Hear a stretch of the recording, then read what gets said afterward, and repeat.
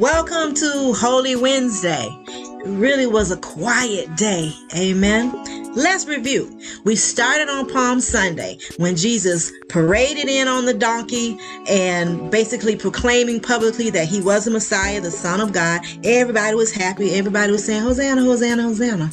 But then the next day, on Holy Monday, Jesus goes into the temple and he sees that the temple is being defiled. People are cheating other people. People are in other people's worship space. People are basically selling false products, and it upsets Jesus. And it also consequently upset the religious leaders.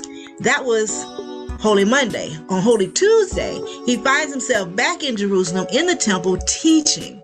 And the crowd is mesmerized. They're just astonished at his teaching abilities. But the religious leaders want to know what authority he has to even be there. Who are you? Why are you teaching our people anything? So one of the things we talked about yesterday was the betrayal from Judas Iscariot, located in the Gospel of Matthew, chapter 26, just 3 verses 14 through 16. I'll reread them again. The Gospel of Matthew, chapter 26, verses 14 through 16. And I'm reading from the New American Standard Bible.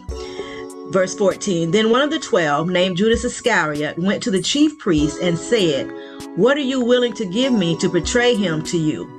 And they weighed out 30 pieces of silver to him. From then on, he began looking for a good opportunity to betray Jesus. Now, some believe that happened on Tuesday. Some believe that happened on Wednesday.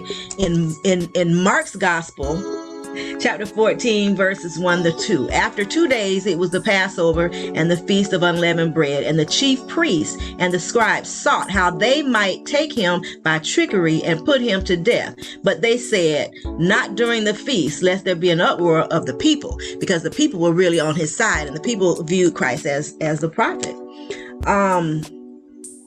But then in the Gospel of Mark, when he talks about the betrayal of Jesus, it's after he spent a night in Bethany with the leper named Simon. So I'm believing probably was Tuesday when he upset the shenanigans going on at the temple, because Jesus was hot. He turned over tables. He was whipping people. Amen. But it was probably on Tuesdays that the religious leaders decided to conspire to get him convicted, to conspire against Jesus. And then it was Wednesday that Judas actually moved to make that happen. So in between there is when he was in Bethany, and the woman came in and anointed him for burial. I'd like to read that account. And whether or not it happened on Tuesday or Wednesday, the point is it happened that week. Amen.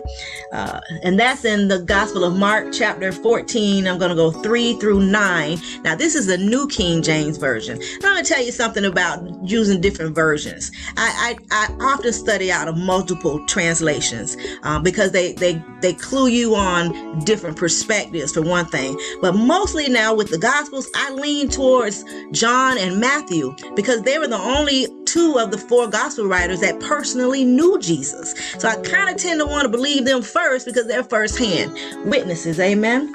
Anyway, so in the Gospel of Mark, New King James Version, chapter 14, beginning at verse 3, it reads, and being in Bethany at the house of Simon the leper, as he sat at the table, a woman came having an alabaster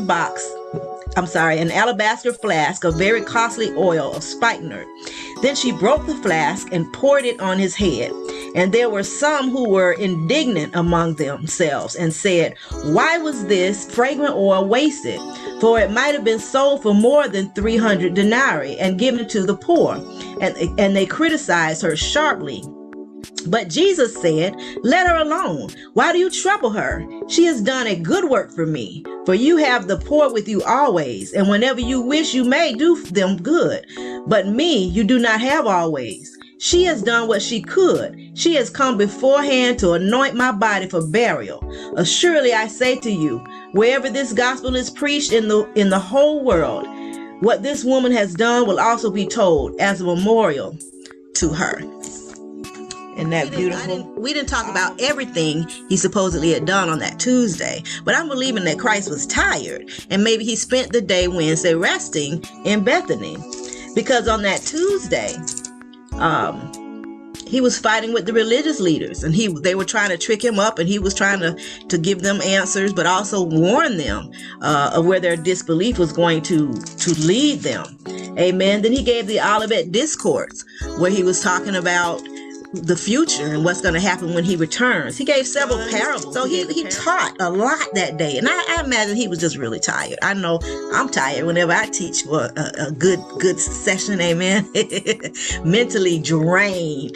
But that's our Holy Wednesday happenings. And I ask you to join me tomorrow for Holy Thursday or Monday, Thursday, when Jesus goes into the upper room and they're preparing for the Passover feast, and he washes the disciples' feet, and he talks about things to come. It's just marvelous. Amen. All right. Thank you for joining our Holy Week journey to the cross.